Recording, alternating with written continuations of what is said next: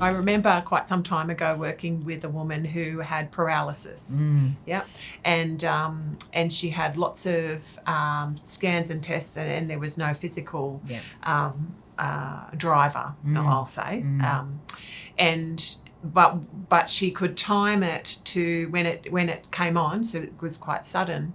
But there was something that happened that triggered trauma for her at that time, which sent her body into that kind of like paralysis, which was very scary for her. The scariest thing for her was not the paralysis in her body, but what was going to come up as a result of that.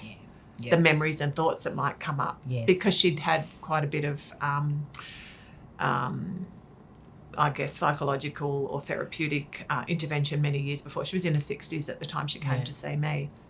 And so we worked through that. But most of it was driven by the fear. Yes. That I thought I'd worked through all of this, and now what does that mean? What's my body trying to tell me? Still here. Yeah. And it was so fascinating. It is, and it's an interesting thing because in the group of people with psychogenic disorders, or, I see epilepsy predominantly, with a background, we're always taught that look for a background of trauma or this or that, and it can take you a long time to get somebody to talk to you about that, particularly when you're there as a doctor's appointment and you're talking about medical stuff. And patients will inevitably say, I don't feel stressed. I don't feel stressed when it happens. And I think that's because it is that subconscious thing that just sits there, and then for some reason the programming is that when it can't be controlled or suppressed, I suppose, this physical event happens. Which really addresses the complexity of us as human beings. Correct. And it's hard to get people to accept that this is driven by that, even though you're not feeling bad at the time. Yeah. It's like, well, I don't feel bad. Why am I getting it? Yeah. It's like, well, we don't know, actually. Yeah. And I think I'm saying to patients, someone asked me yesterday, actually, so do you think I've got blah, blah? And I said, look, I actually don't know yet. I'm not sure. I said, we're going to have to do these tests and work it out. And that comes back to, I guess, when we're looking after patients, transitioning into being honest and normalising looking after certainties and uncertainties and how they impact our brains.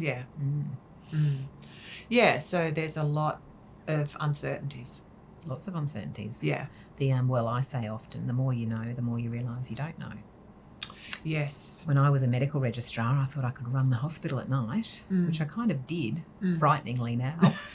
And now I'm on call for 2 weeks, and you always see something you've never seen before. Yeah. And all of the neurologists in the department have never seen before. Wow. And so, yes, there is a lot of uncertainty in life. Yeah.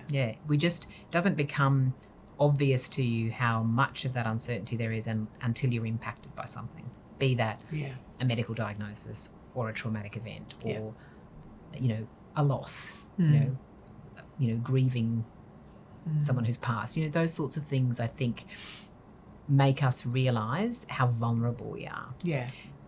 And if there's no recognition of how vulnerable you are when that happens, I think that's when things start to build that are unacknowledged.